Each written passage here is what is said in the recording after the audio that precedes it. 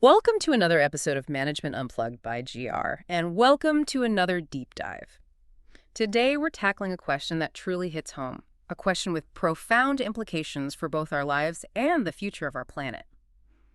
Can a nudge save the planet or your life? It's a really big one. It is, because usually we talk about individual choices, right? Yeah. How nudges influence you. But today, we're shifting that lens. Mhm. We're moving from nudging you to stay safe from, say, a virus, to nudging you to protect others from that same virus, or even tackling broader societal problems where your actions ripple out, impacting countless third parties. It's a crucial distinction. Think about COVID-19 early on. Right. The message was often avoid crowds for your safety, but then it shifted. It became about staying home if exposed to protect everyone else. Exactly. And that's the kind of shift we're exploring today. So we're going to dive into two absolutely critical topics. First, organ donation saving lives, but doing it while meticulously respecting individual rights. Which is a delicate balance. Absolutely. And then the monumental challenge of climate change, where collective action is just paramount for our shared future. A completely different scale of problem, but with some related behavioral challenges. And the central theme connecting these, the core of our discussion today, is how that subtle, often unseen power of choice, architecture, and behavioral science can be brought to bear on these immense challenges. We're hoping to give you a kind of shortcut. Really? A shortcut to being well-informed on some truly surprising facts and insights, things that really challenge conventional wisdom. Yeah, and a key point we'll uncover today is how often the most obvious sort of intuitive solutions, well, they aren't necessarily the best ones in practice. Right. This deep dive will really reveal how seemingly small behavioral nudges can have monumental impacts, but also, crucially, that they have their limitations. We need to be clear about that too. So we'll be looking at things like the surprising psychology behind default options. Definitely. And the intricate nuances of consent in these really high-stakes life or death situations, and then how we might reframe global cooperation to tackle problems that, honestly, at first glance, seem insurmountable. Prepare to challenge some widespread beliefs today, folks. Absolutely. Okay, let's unpack this, starting with organ donation. It's an incredibly emotional topic, an urgent one.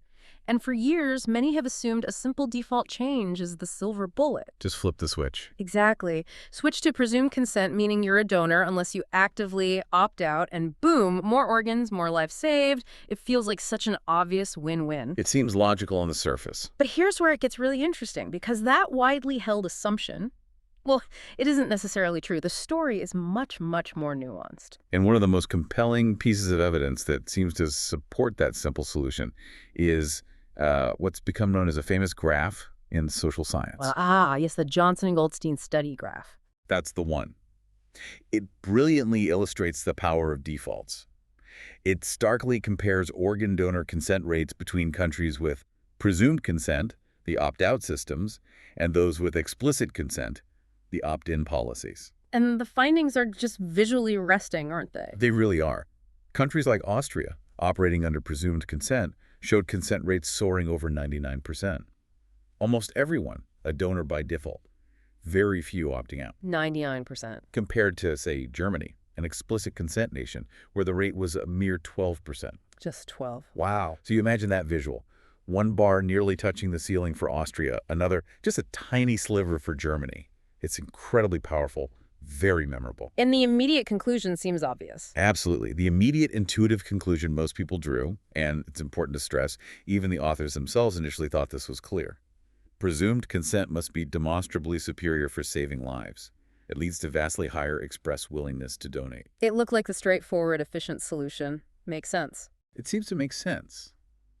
But this is precisely where we encounter what the authors themselves later termed the illusion of the default solution. An illusion. So they changed their minds. They realized, despite their own initial thoughts and this widespread belief, that presumed consent is often not the best policy in actual practice. So it's like they got a mulligan, a chance to revisit their own famous finding and say, hang on. Kind of, yes. And it highlights a real frustration you see in public policy sometimes. Oh, so? Well, you see countries like Wales, England, even parts of Germany switching to presumed consent, thinking they're adopting the best practice based on that initial graph. And people congratulate them for it on social media. Exactly. Congratulating them for adopting a policy that the researchers who produced the initial striking data no longer fully endorses the best approach. It's ironic. So it really makes you ask, what changed in their thinking? Why isn't it the silver bullet? Why is this policy so much more complex than that graph makes it seem? That's the crucial question. And the answer starts by realizing the goal isn't just to maximize the numbers on that graph, however tempting that might be for saving lives. There's more to it. Much more. While the core objective is absolutely to save lives by increasing organ availability, it's ethically vital to balance this with deeply respecting the rights and preferences of individuals. It's not just about efficiency, it's about autonomy. What happens to your body? Precisely. It touches on profound ethical considerations, individual autonomy, the sanctity of the body even after death. So, to really grasp this complexity, we need to think about the different people involved. Yes, we need to distinguish among three key groups whose interests might sometimes align but can also create real friction in policy design. Okay, who are they? First, you have the patients. These are the people desperately needing organs. The scale is staggering. In late 2020, over 108,000 people were on the waiting list in the U.S. alone. Hundreds of thousands more worldwide. And the urgency is just immense. It's stark. Roughly 60% of those on the list might die before receiving an organ. In the U.S., that translates to about 17 people dying every single day while waiting. 17 a day. That's sobering. And here's another fact to really let sink in. Statistically, you are about 3 times more likely to need an organ in your lifetime than you are to actually be an organ donor. Wow. 3 times more likely to need one. Okay, Yeah. so that's the patients. Who's next? The second group are the potential donors. These are basically all healthy adults whose organs could theoretically save lives at some point. This is the group the default rules apply to, whether they opt in or opt out. So pretty much everyone. In theory. But the pool of actual potential donors at death is much smaller.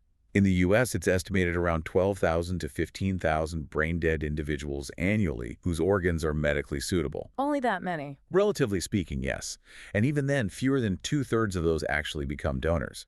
Sometimes due to medical reasons, but significantly, often because authorization for donation hasn't been secured. Ah, so consent is still a hurdle even within that small A group. major hurdle. And this group really highlights that fundamental ethical consideration. An individual's right to decide what happens to their own body, even after they've passed away. Okay, patients, potential donors. Who's the third group? The third group, often somewhat neglected in policy debates but absolutely critical in practice, is the families, the next of kin. The grieving relatives. Exactly. Specifically, the families of that tiny subset of potential donors who tragically die and have healthy, usable organs. Imagine the circumstances transplant teams face. It must be incredibly difficult. Profoundly difficult conversations with grieving family members under the most trying conditions possible. Often a sudden, unexpected death, maybe a child, a life partner. Their emotional state is incredibly fragile. And their role is often decisive. Very often, yes.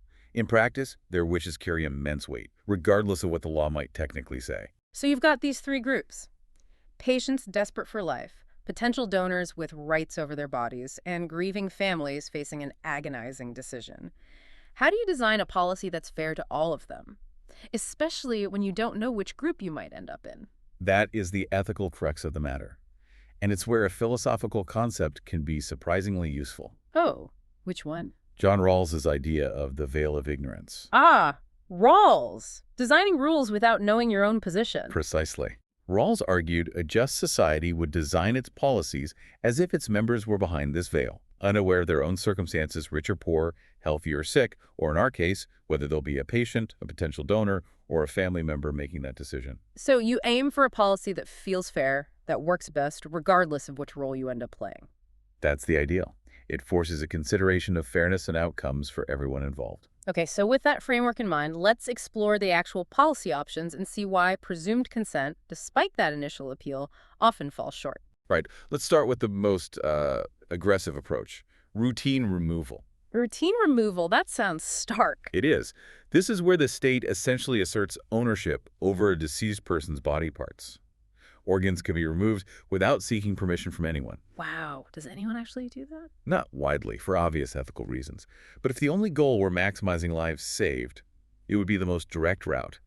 It bypasses consent complexities entirely, doesn't intrude on the living. Is there any real-world example? There is, actually. Mm-hmm. In the U.S. state of Georgia, For a period, they had routine removal of corneas for transplantation. The results were dramatic. Corneal transplants jumped from just 25 in 1978 to over 1,000 by 1984. A massive increase, but the objections. Immense. It fundamentally tramples on individual rights, bodily autonomy. Most people, even those fully supportive of donation, find the idea of the government simply taking body parts grotesque, as the Nudge authors put it. That strong ethical reaction is why it's not a viable global policy. Okay, so routine removal is off the table ethically. What about presumed consent, the opt-out system, the one from the famous graph? Right. This is the policy where you're presumed to be a donor unless you explicitly register your unwillingness. Its appeal comes straight from that graph, those high headline consent rates.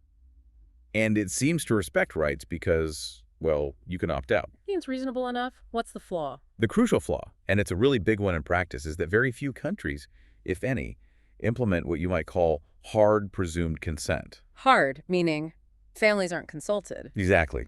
Where the state just proceeds based on the lack of opt-out. Instead, what's overwhelmingly common in places like Italy, Austria, Singapore, Sweden, even England and Wales, where the law looks hard on paper, is actually soft presumed consent. Soft meaning? Meaning families are informed and, crucially, their wishes are typically honored. If the family objects, even if the person hadn't opted out, the organs are usually not removed. Ah, so the presumed part isn't really presumed in practice if the family can override it. Precisely. And this creates a huge dilemma. It places an immense, almost unbearable burden on grieving families. How so? Think about it. They're dealing with sudden, tragic loss. They often have little or no concrete information about what the deceased actually wanted regarding donation. The mere fact that someone didn't pick a box or fill out a form to opt out, that's not a strong signal of true consent. Especially if they didn't know the rule or the process was difficult. Exactly. So the family is forced to make this incredibly personal, often uninformed decision at the worst possible moment, under extreme emotional distress. It's been described as imposing cruel and unusual punishment on them. That makes sense. Does it affect registries too? It can, paradoxically.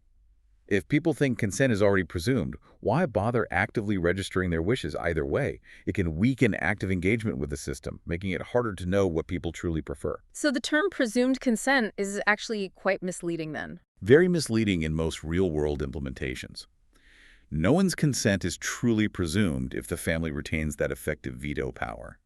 The allure of these laws often rests on a misunderstanding of how they function on the ground. Okay, so soft presumed consent has major issues. What about the alternative? Explicit consent or opt-in? This is the system common in places like the U.S., where you have to take a concrete step to register as a donor, usually doing an online registry or saying yes at the DMV. The challenge here is getting people to actually do it, right? Exactly. It's what behavioral scientists call the saying versus doing gap. You see polls, like that Gallup one in the U.S., showing over 90% support for donation. Huge support. But the registration rate is much lower. Much lower. Only around 55% in the U.S. had actually taken the step to register. Why the gap? Classic behavioral barriers. Limited attention, inertia, procrastination. We mean to do it, but we just don't get around to it. Life gets in the way. It does. And it used to be even harder because of sludge, those annoying little frictions. Remember having to sign the back of your driver's license? Or needing witnesses? That just added barriers. So an opt-in system by itself without any extra help Is simply not very good, as the experts say, at capturing people's true preferences or maximizing donations.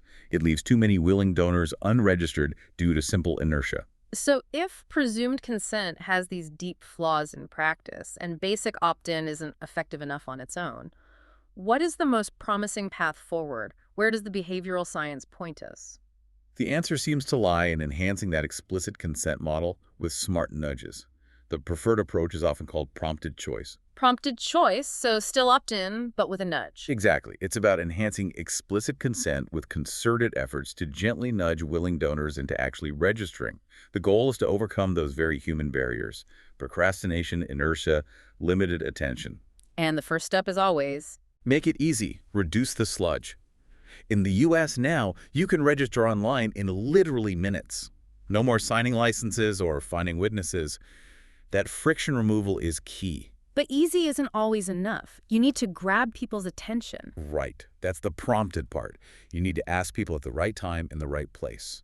The primary method in the U.S., and it's been hugely successful, is asking when people renew their driver's license. At the DMV or online? Yep, it's often right there on the screen or the form. This single touch point accounts for nearly all of the 170 million registered donors in the U.S. It's incredibly effective. Can it be improved further? Potentially. One question is whether we should keep asking people who've already said yes every time they renew. Why might that be bad? It could send an unintended signal, maybe making them think their organs aren't usable anymore or that they made a mistake. People should always be able to change their minds, of course, but the frequency and framing of the prompt matters. We don't want to annoy people or make them second guess. Okay, so the DMV is key. Are there other places or ways to prompt people? Absolutely. Yeah. We've seen some really clever innovations globally. In Israel, they prompted voters when they cast their ballots. Interesting timing. Right. Capture attention during a civic duty. Some U.S. states offer the option when you register to vote or even when filing tax returns. Using existing interactions with the state? Exactly. And then there are smart media campaigns. These can be incredibly powerful because they combine emotional appeal with clear calls to action. Any standout examples? Oh, definitely. Sport Club do Recife, a Brazilian football team, ran a campaign called Immortal Fans. They showed this incredibly moving video at matches, featuring a woman who received a heart transplant, promising her new heart would beat only for Recife. Wow, that's emotional. Very.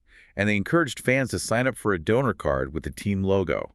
That single campaign got over 50,000 signups. Incredible. Any others? Belgium has been a real pioneer here. They had a TV show, Make Belgium Great Again, dedicated an episode to donation. They blended powerful stories with practical steps. So not just raising awareness, but enabling action. Precisely. They even coordinated with 240 municipalities to open their offices on a Sunday just for signups. Result, over 26,000 new registrations. That's huge compared to their usual 7,000, 8,000 a year. That's amazing coordination. We used other innovative prompts too, like spraying "Call for the Deal of a Lifetime" on bike paths reaching commuters. They had a federal truck visiting schools. These concerted efforts, often involving public figures, more than tripled registrations there since 2009. And technology plays a role too. Big time. Think about Apple's Nudge. They added a simple prompt in the iPhone's Health app to register as an organ donor. I remember seeing that. Since 2016, that single tech nudge has led to over 6 million registrations in the U.S. It shows how tech platforms can be powerful channels for these positive nudges. So all these different prompts feed into building up the registry of willing donors. Yes, and that ties into the legal significance of first-person consent laws, which are common in the U.S. What do those mean exactly? They mean that if you have registered as a donor, your wishes are legally binding after your death. This provides what's called good faith immunity to the transplant teams. Meaning they're legally protected if they follow the donor's registered wish. Exactly. They can proceed with the donation knowing they're fulfilling the deceased's documented preference and won't face legal repercussions from reluctant family members, for instance. And that must be a huge relief for families too. A massive benefit. It takes that agonizing decision off their shoulders during an already traumatic time. The decision is legally clear. It's already been made by the person themselves. Does it lead to more donations actually happening? Yes. It results in a near 100% conversion rate in the U.S. for medically suitable registered donors. If someone is registered and medically able to donate, the donation almost certainly happens. Which brings us back to this idea of 2 bites of the apple. Can you explain that? Yeah, this term comes from organ donation expert Alexandra Glazer. It highlights a key advantage of the opt-in architecture, especially with prompted choice. It offers 2 distinct pathways to a yes. 2 pathways. First bite, the individual registers themselves, prompted by the DMV, an app, whatever. Second bite, if the individual doesn't register, the family is still asked for permission at the time of death. That's the second chance for a yes. Ah, so opt-in preserves that family decision route if the individual didn't make one. Exactly. And this is a critical reason why prompted choice is often seen as superior to mandated choice. Mandated choice being where you have to say yes or no. Right. Typically, it requires everyone to declare their status, yes or no, often making an application, like for a driver's license, incomplete until they do. Seems like it would capture more decisions. What's the downside? The main downside is it eliminates that crucial second bite of the apple. If someone hasn't actively registered and the choice was mandated, perhaps they said no or just didn't complete it, there's no opportunity for the family to consent later. Yeah. This is important in cultures where families traditionally prefer to make that decision. And can mandated choice actually backfire? Surprisingly, yes. Mm-hmm. There's evidence from Texas, which implemented mandated choice and saw only a 20% donor agreement rate. Virginia was similar, around 31%. Why so low? Research by economists Judd Kessler and Alvin Roth, in a paper tellingly titled "Don't Take No for an Answer," suggests it might trigger reactance. Reactance. That feeling of pushing back when you feel forced. Exactly, that psychological pushback when people feel their freedom or choices are being constrained or presumed upon. Forcing a decision might make people dig in their heels and say no more often than if they were simply prompted to say yes. So forcing a yes-no could paradoxically lead to fewer yeses. It could. And it could also lead to large registries of explicit no decisions, which would almost certainly decrease overall donations, compared to a system where the default is no, but people are actively prompted and encouraged to opt in. Okay, so prompted choice seems better than mandated choice. What about incentives? Can you incentivize donation? It's a tricky area. Direct payments for organs are widely considered repugnant, as the Nudge authors say. There are deep ethical concerns about commodifying the body, creating markets where the poor might feel coerced into selling organs. We don't want life-saving operations allocated like luxury goods. Like Maseratis, yeah. Exactly. But there are clever, non-monetary incentives that seem ethically acceptable and can be effective. Such as? Israel has a fascinating priority system. If you're a registered donor, or if you're related to a deceased donor whose organs were actually donated, you get higher priority on the waiting list if you ever need an organ. Interesting. A kind of reciprocal benefit. Did it work? It seems so. It helped increase authorization rates by families from about 45% to 55% within 5 years. It taps into fairness and reciprocity. Any other examples? Singapore uses a loss-framed incentive within their system. If you actively opt out of being a donor, you get placed at the very bottom of the waiting list should you ever need an organ yourself. Wow, that's a strong nudge. Leveraging loss aversion. Definitely. These are subtle yet potentially powerful nudges that work with our psychology without involving direct cash payments for organs. So let's bring this back to the big question. Does switching to presumed consent actually save more lives through more transplants? That was the promise of the famous graph. Right, and this is where the evidence gets really murky. Many studies have tried to compare transplant rates across countries with different systems, but drawing firm conclusions is hard. Why is it so difficult? One major issue is the small sample size. You only have maybe 50 or so countries with reliable data, and they differ in countless other ways beyond their donation laws, healthcare infrastructure, cultural attitudes, wealth. Confounding factors. Exactly. For example, predominantly Catholic countries often have higher donation rates and are more likely to have presumed consent laws. So is it the law driving the rate, or the underlying cultural or religious factors? It's very hard to disentangle cause and effect. And there's confusion about how countries are even classified. Yes. This brings us back to the crucial case of Spain. Spain is consistently the world leader in organ donation rates. Truly remarkable performance. And it's often cited as the presumed consent success story. It often is, because Spain did enact a presumed consent law back in 1979. But here's the critical debunking. That law was clarified just 1 year later to explicitly require family consultation. And crucially, Spain has no national opt-out registry. So in practice. In practice, Spain operates much like the U.S. system, effectively. It's opt-in by families.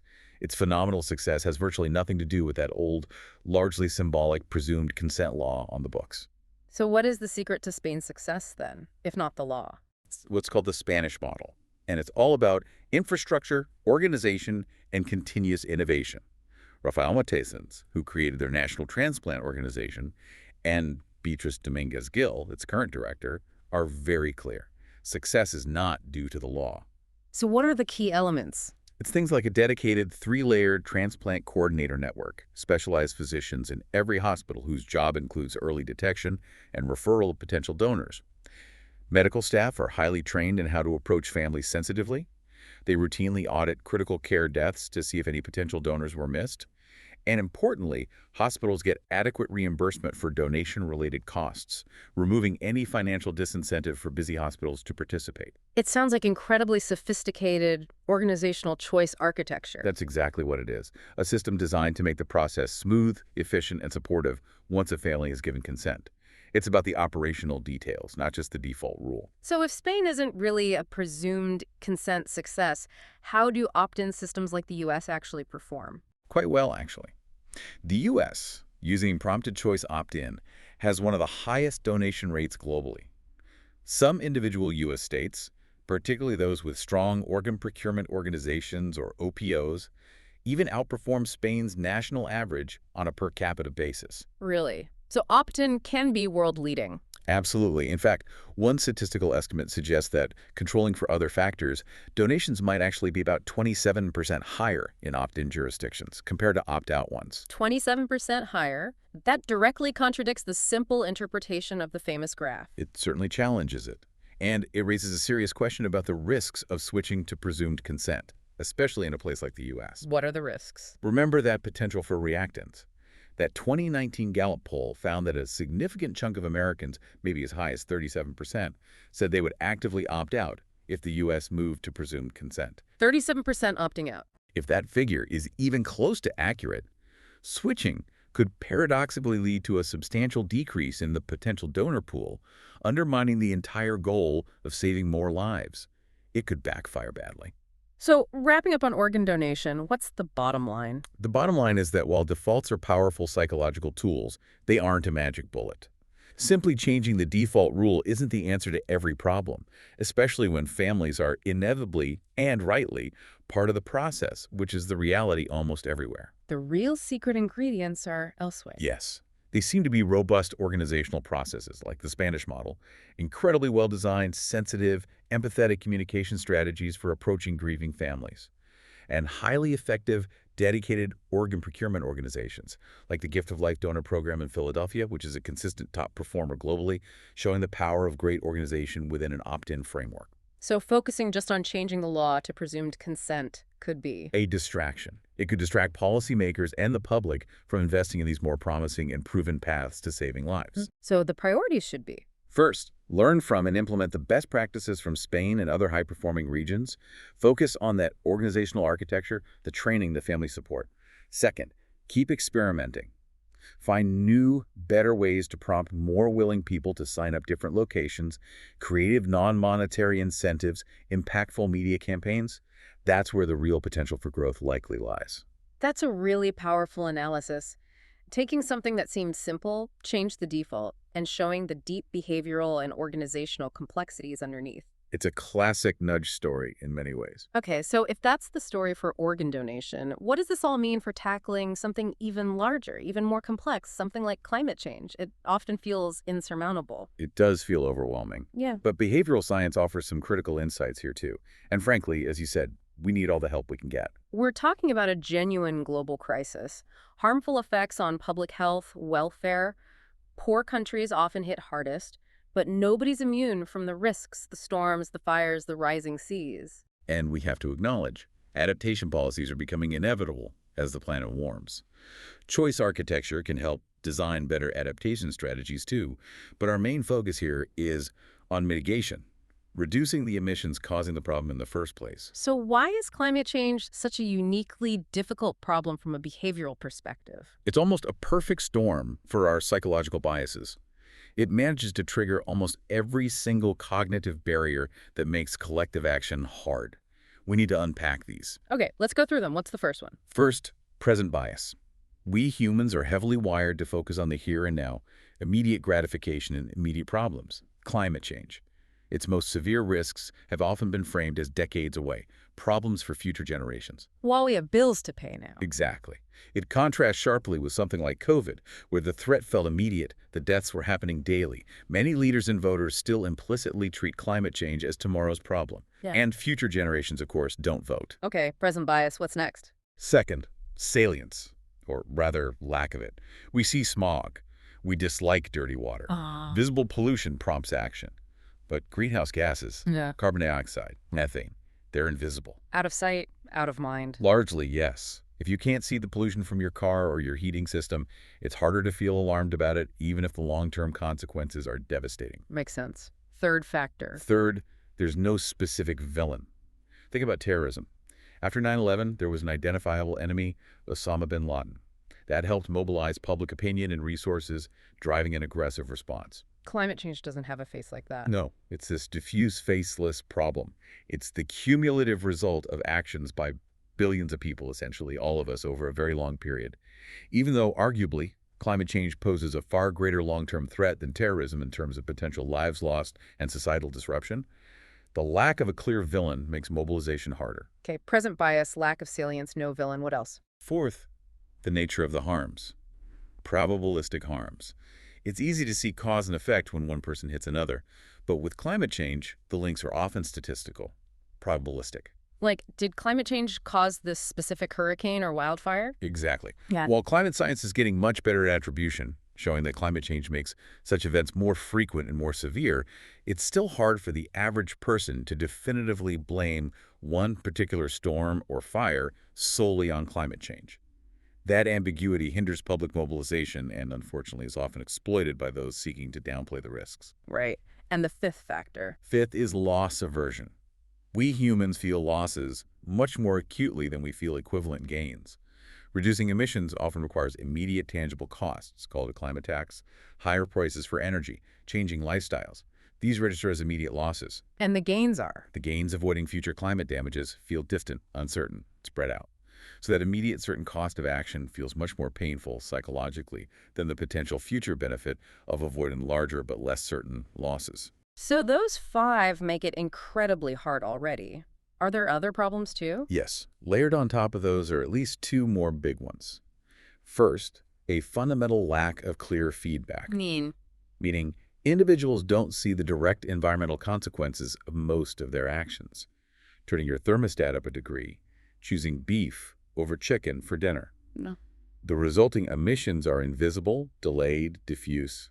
This makes it incredibly hard to learn or consciously alter behavior based on environmental impact. You don't get that immediate signal saying, that was bad for the planet. Precisely. And second, perhaps most fundamentally at the global scale, we have the classic free rider problem, the tragedy of the commons. The idea that everyone benefits if others cut back, but it's in your individual interest not to. Exactly. Each individual, each company, each nation has an incentive to let others bear the cost of reducing emissions while they continue to pollute and reap the benefits of cheap energy or production. This leads to collective failure. You hear it all the time in international debates, right? Constantly.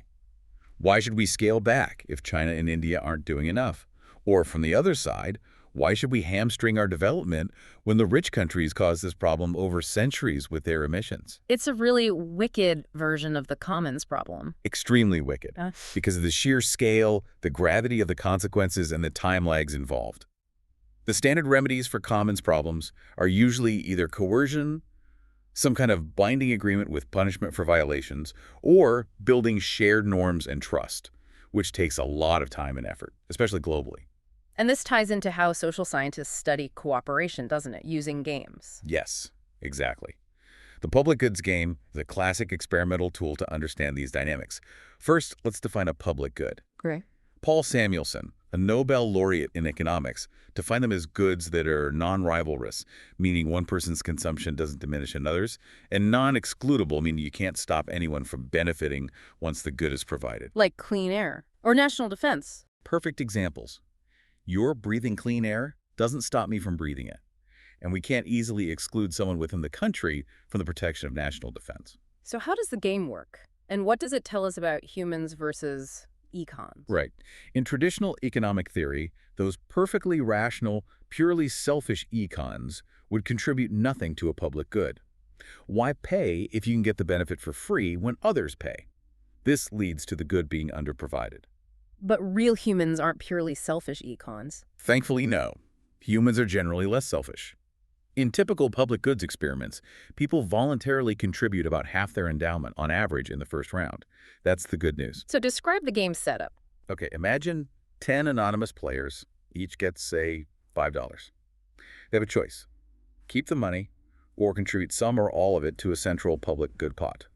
The crucial rule is that the experimenters double whatever goes into the pot, and then that doubled amount is divided equally among all 10 players, regardless of who contributed. Okay, so what's the selfish choice versus the cooperative choice? The purely selfish choice is to contribute 0. Why?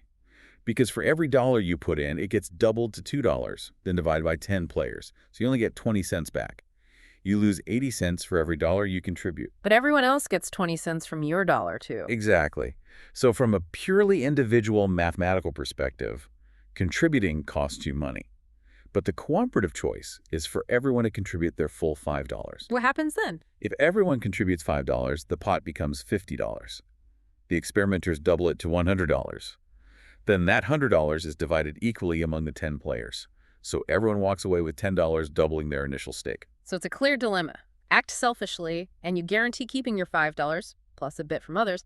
Act cooperatively, and everyone could get $10, but you risk being taken advantage of if others don't contribute. Precisely. That's the core tension. What happens when you play the game multiple times? This is where the slightly bad news comes in. With repeated play, contributions tend to fall off dramatically, often down to around 10 or 15% of the maximum possible contribution over several rounds. Why does cooperation collapse? The key insight is that people are largely conditional cooperators. They're willing to chip in, willing to do their part if they see others doing the same. But as soon as free riding starts, as soon as people see others contributing less or nothing, their own willingness to contribute evaporates. Nobody wants to be the sucker paying while others benefit for free. That sounds depressingly familiar to real-world situations. It really does. But there's a hopeful finding, too. Communication matters. If you let the group talk to each other before they make their contribution decisions, even if it's just non-binding cheap talk pledges, cooperation levels go up significantly and are sustained much better over repeated rounds. Just talking about it helps build trust and coordination. It seems to. Building that sense of shared commitment and expectation makes a real difference. And you can see these exact dynamics playing out in international climate talks. Absolutely. It's almost uncanny. The negotiations often start with these lofty, idealistic statements about global cooperation, everyone pledging to contribute to the public good of a stable climate, much like round one of the game. But then Reality bites. Those ideals give way to really difficult, often fractious arguments about burden sharing. Who's going to contribute how much? Who bears the cost? It's the same dynamic. How do we ensure everyone contributes their fair share to the pot, especially when defining fair is so contentious? This plagued the Kyoto Protocol and shaped the structure of the Paris Agreement. And the historical emissions argument fits right in here. Perfectly. Is a prime example of these difficulties and the self-serving biases that complicate things. Rich countries, North America, Europe, have historically emitted the most, the U.S. alone responsible for maybe 25% of cumulative emissions since 1751. So developing countries argue they shouldn't face the same restrictions now. Right. Poorer countries like China and India say, look at this historical responsibility. It's unfair to ask us to make drastic cuts now when you got rich polluting, and we're still developing. But rich countries might point to current emissions levels, where China is now the largest emitter.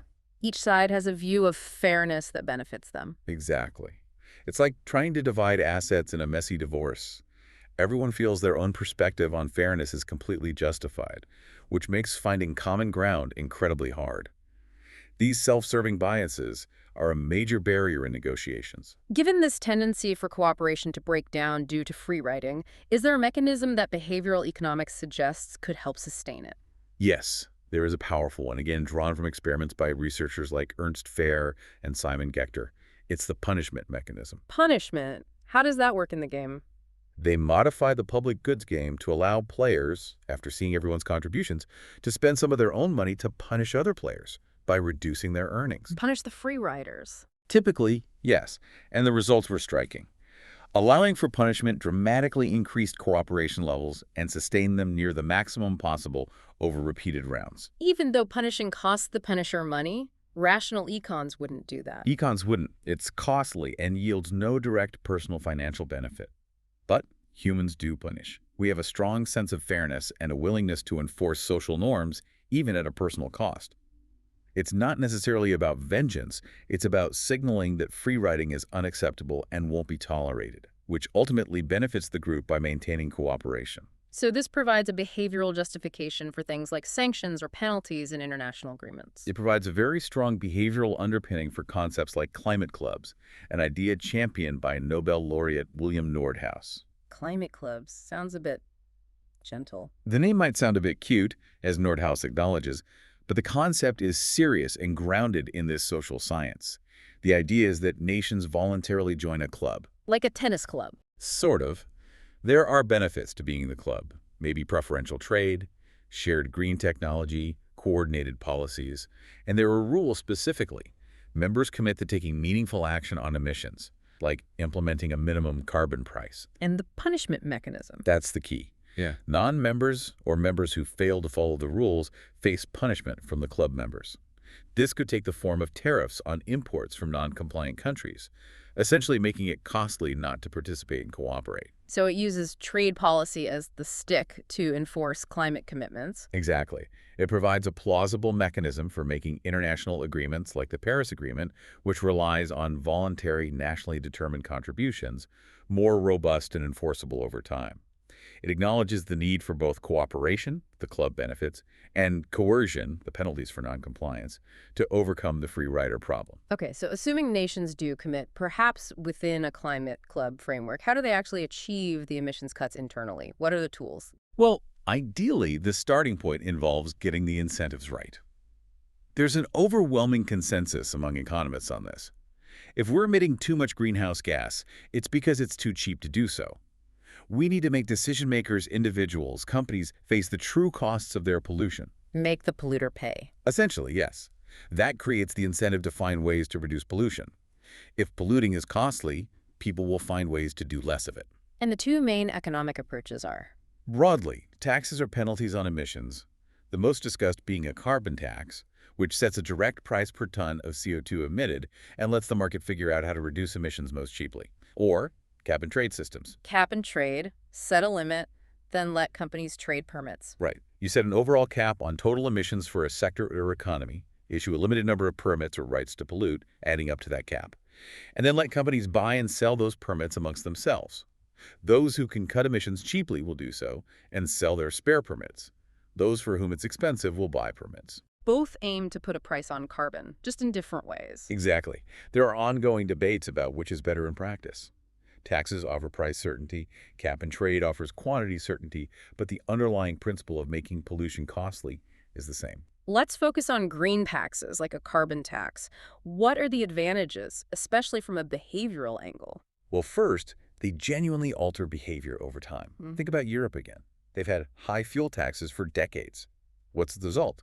People drive smaller, more fuel-efficient cars. It shapes investment decisions, consumer choices, urban planning over the long run. They also raise money. Yes, they generate revenue for governments. This revenue can be used for various things, cutting other taxes, investing in green infrastructure, or providing rebates to citizens, especially lower-income households, to ensure the policy is progressive. That progressivity point is important, right? To avoid hurting the poor disproportionately. Absolutely crucial for political feasibility and fairness. A carbon tax could be bundled with direct payments or used to fund popular programs, helping to offset the regressive impact of higher energy prices and overcome loss aversion by framing it partly as a benefit or a compensated cost. And they incentivize Innovation. When carbon has a price, there's a clear financial incentive to develop and deploy cleaner alternatives: solar, wind, electric vehicles, carbon capture technology, energy efficiency measures. The higher the price, the stronger the incentive. They also seem flexible. Yes, tax rates can be adjusted. If emissions aren't falling fast enough to meet targets, the tax rate can be increased. It provides a policy lever for course correction. But politically, slapping on a high carbon tax immediately is tough. Very tough. Which leads us to a really insightful behavioral strategy. Green more tomorrow. Green more tomorrow, like save more tomorrow for retirement. Exactly the same behavioral logic.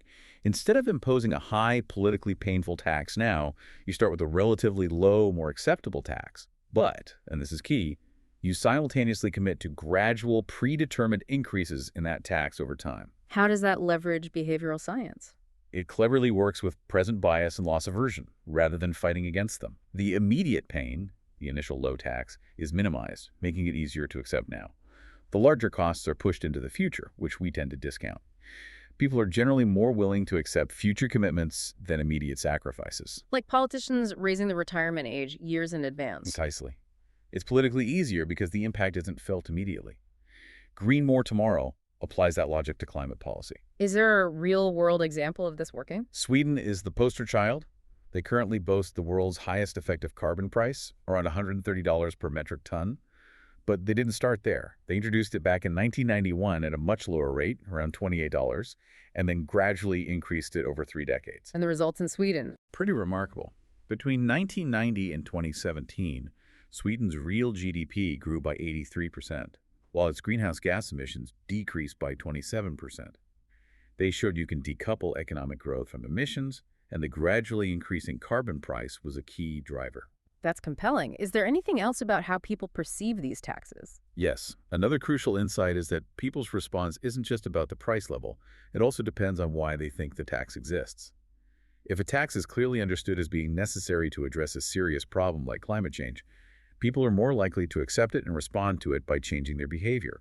It signals that reducing emissions is the good or socially desirable thing to do, activating norms beyond just the pure price signal. So pricing carbon is key, but it's not the only tool. What else is in the behavioral toolkit for climate? Definitely not the only tool. We also need to consider regulatory mandates, improve feedback, and making green choices automatic. Let's start with mandates and the energy paradox. The energy paradox. What's that? It's the puzzling observation that consumers, being humans, not econs, often fail to make investments in energy efficiency that would clearly save them money in the long run. Like not buying the slightly more expensive washing machine, even if it saves much more on electricity bills over its lifetime. Exactly that.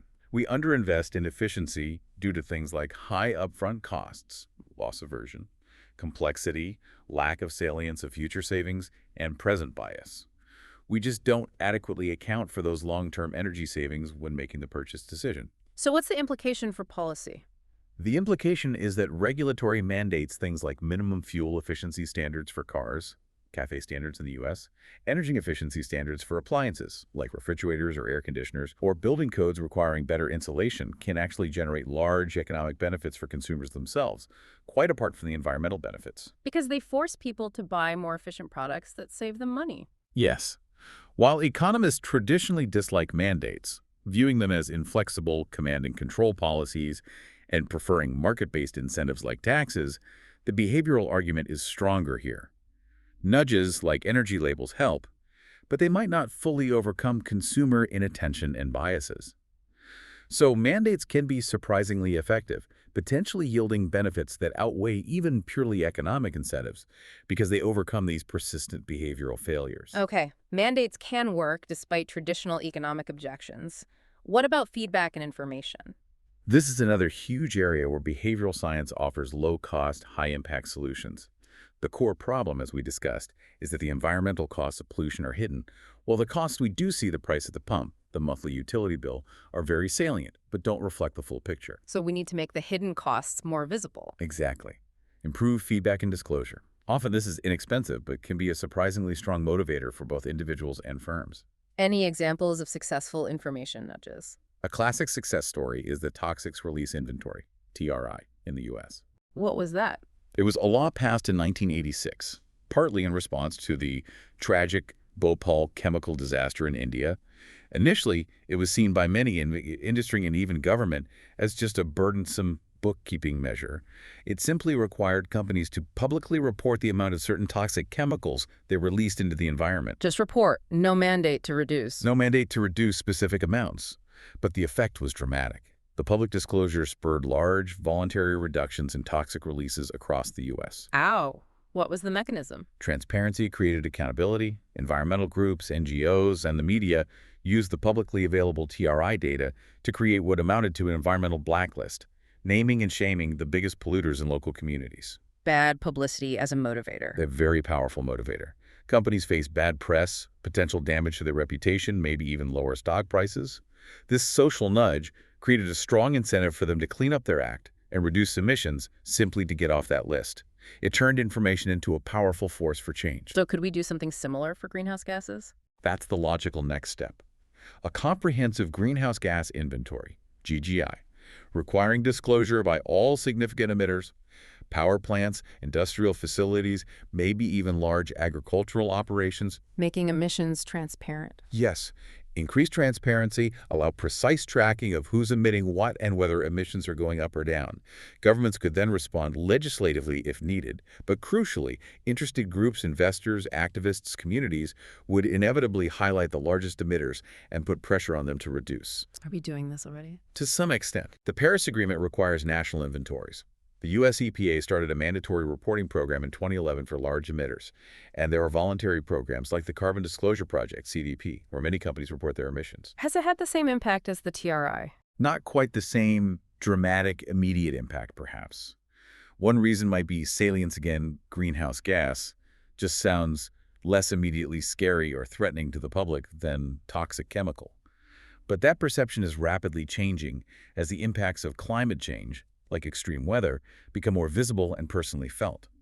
So the potential power of a robust GGI is likely growing. Any other examples of feedback nudges? A great one at the individual level is OTower's Home Energy Report. Oh, I think I get those. The ones that compare my energy use to my neighbor. That's the one. They give consumers vivid, simple social comparisons. You use 20% more electricity than your efficient neighbors. It leverages social norms and our desire not to be wasteful compared to our peers. Does it actually change behavior? It does. Studies show these reports lead to about a 2% reduction in household energy consumption, on average. 2% doesn't sound huge. But think about the cost. It's achieved at virtually zero marginal cost, just printing the comparison on an existing bill or sending an email. That 2% reduction is roughly equivalent to what you'd get from an 11% to 20% temporary increase in electricity prices. So it's a remarkably cost-effective nudge. That's impressive. Makes you wonder where else we could use that kind of comparative feedback. Absolutely, lots of potential applications. Okay, mandates, feedback. What was the third category? Automatically green policies, Mm-hmm. or essentially using green defaults. Making the environmentally friendly option the default choice. Exactly. The concept is simple, but leverages the powerful force of inertia.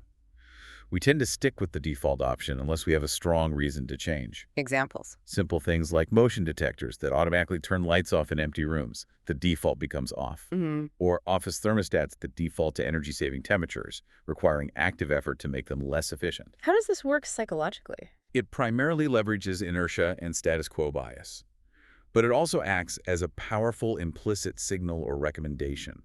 The default option is often perceived as the normal, recommended, or right choice. Opting out might even make someone feel a bit conscience-stricken, like they're doing something slightly wrong by rejecting the green default. Is there strong evidence for green defaults working on a larger scale? Yes, particularly in the area of electricity supply. There was a fascinating large-scale randomized controlled trial in Germany. How does they test? They worked with an energy supplier and randomly assigned about 42,000 new customers to different contract options. Some were in an opt-in condition for green electricity from renewable sources, slightly more expensive. Others were in an opt-out condition where the green tariff was the default. And the results? In the opt-in group, only 7.2% actively chose the green energy option, consistent with what we know about inertia. But in the opt-out group, where green energy was the default, a remarkable 69.1% stuck with it. They didn't bother to switch to the slightly cheaper non-green option. Wow, from 7% to nearly 70% just by changing the default. An order of magnitude difference. And this isn't just an experiment. Field evidence from Germany, Switzerland, and other places that have implemented green energy defaults shows that the vast majority of people do not opt out. They stick with the default green option. And the impact. The cumulative impact is significant. A lot less dirty air and lower greenhouse gas emissions, simply because the path of least resistance was aligned with the environmentally preferable choice. It's a powerful demonstration of how defaults can achieve substantial societal good without restricting choice. So we've journeyed from the complexities of organ donation, challenging the simple default narrative, to the multifaceted behavioral barriers of climate change, but also uncovering powerful nudges like pricing, feedback, and green defaults. It really shows how understanding human behavior is critical for designing effective policies for these huge societal challenges. We've covered a tremendous amount today. Looking back at both organ donation and climate change, it seems the common thread is leveraging how people actually behave, our biases, our social nature, our inertia, to guide us towards better outcomes. Outcomes for ourselves, but also, crucially, for others and for the planet. Often doing it subtly, without heavy-handed mandates. Indeed, and I think a key takeaway here is that while nudges alone won't magically solve these incredibly complex, wicked problems. No silver bullets here either. Right, but they are a absolutely crucial part of what needs to be an all-tools-on-deck approach. Right. They can genuinely reduce harm, they can foster cooperation where it might otherwise break down, and they can make better possible step by step. The main message is really to look beyond the obvious, perhaps simplistic solutions, and really consider the subtle, sometimes counterintuitive, but often profound impacts of behavioral science when we design policies. We need policies that work with human nature, not constantly fight against it. So, a final thought for you, our listener. As you navigate your own choices day to day, and as you think about these larger societal challenges like health or climate, how might understanding these behavioral principles, defaults, framing, social norms, feedback, shift your perspective on public policy? Where else can we find opportunities to subtly nudge society towards a better future? A future that respects individual freedom, but still effectively protects lives and the environment both now and for the generations to come. It's a vital question to keep asking. These insights offer powerful tools, and applying them thoughtfully is essential for making progress on the big challenges we face. We encourage you to explore these ideas further.